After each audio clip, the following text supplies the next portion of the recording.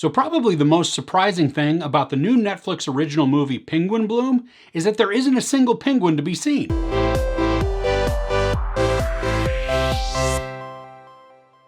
Penguin Bloom tells the amazing true story of renewal that occurred when a woman whose life seemed shattered because of an accident found hope and purpose in her family's love, and in a bird on its own journey of recovery. On a family vacation, Sam Bloom, played by Naomi Watts, suffers a terrible fall and is left paralyzed.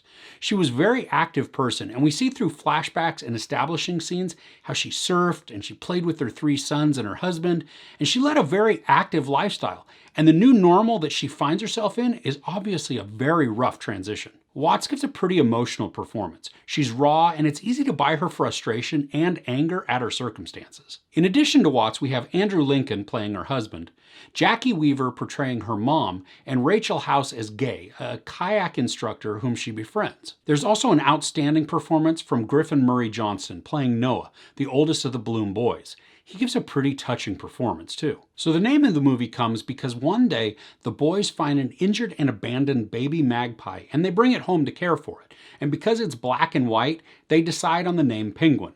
But I also love the other options that they came up with. Penguin is quite a character. I found myself chuckling a lot because of the antics of the bird.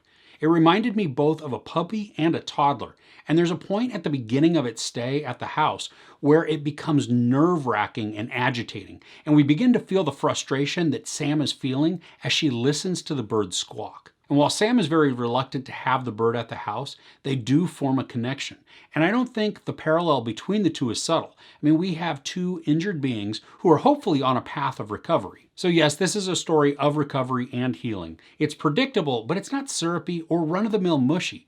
But it's also not emotionless. There's a good amount of conflict that arises as Sam deals with her grief and loss. She mourns what her life was and could have been, and she longs for the things she used to do, but she's not the only one experiencing grief.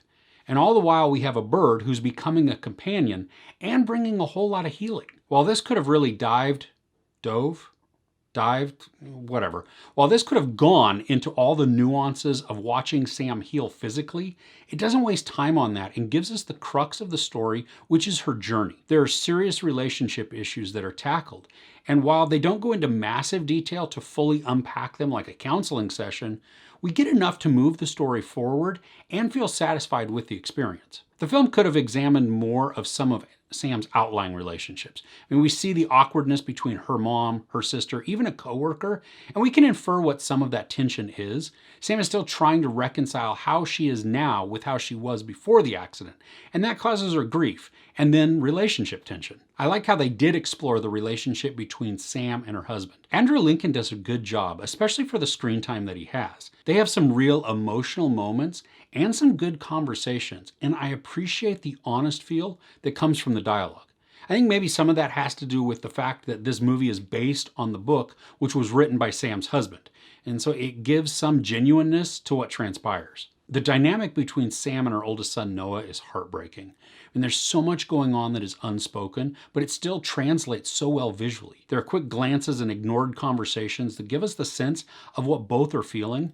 And for those that may not be as in tune with the emotions, there is a spelled out explanation for some of the behaviors. And while spelling out things blatantly sometimes annoys me, in this it adds a punch to what we believe is going on and solidifies a turning point that leads to a stirring conversation, even if it was brief. And what drama would be complete without an awkward dining room scene? This one is tense and humorous and touching all at once. There's also a sense of dread that builds as the scene progresses. And again, it's pretty predictable in a general sense, but even here it didn't bother me. I was enjoying the performances as well as how the story was building. The settings are beautiful in this movie. Australia is providing the backdrop, and much takes place overlooking the ocean. It's just breathtaking. And speaking of breathtaking, there are a few scenes that made me gasp out loud. I mean, the action was unexpected. Sometimes it was a fun gasp, and other time it was out of shock or horror. And parts of this are quiet. We have scenes that just feature musical score with minimal action taking place on screen. Sam's lying on the bed or sitting by the window, but these are wonderful moments to watch transformation occur. It's subtle and gentle, and not always forward character progression, but I found it engaging. Now, while parts of this are quiet and slower, there are moments that are also frenetic and loud. We get a good glimpse of life in the Bloom house, and I think it captures that pretty well. You figure there are 3 young boys who go from having their mom play with them and be very active with them, in addition to helping care for them, to having a mom who physically can't do those things and now just have their dad to do the majority of the care. They're a rambunctious group, and like most younger kids, they don't filter their thoughts too well. The boys' sentiments come across as genuine, but I don't think they're ever mean or intentionally hurtful. They're just really honest. I'd be doing a disservice if I didn't talk about the namesake of the movie, Penguin. The bird is so much fun to watch. The mannerisms are funny and they're endearing and sweet. And it's easy to see how this bird became a part of the family and how they are drawn to it and it to them. Penguin also has a disability of sorts, and I love how that complements what Sam is experiencing. And I really enjoy how it also provides hope. Now, the movie's only 95 minutes long, so it's not a large time investment, and I think that there's also enough in here to make it enjoyable for grown-ups as well as kids. And even though the littler ones may get a tiny bit bored at times, but when Penguin is on the screen, that bird steals the show. Overall, this is heartfelt and inspiring with a great dose of humor and charm, thanks in part, of course, to the scene-stealing magpie Penguin. I think it's easy to overlook the predictability of this because the performances are terrific, and while we visit the bell jar of depression, we don't stay there, and we end up being given an offering of hope. I like that during the end credits too, we get to see the pictures of the real Bloom family, including Penguin.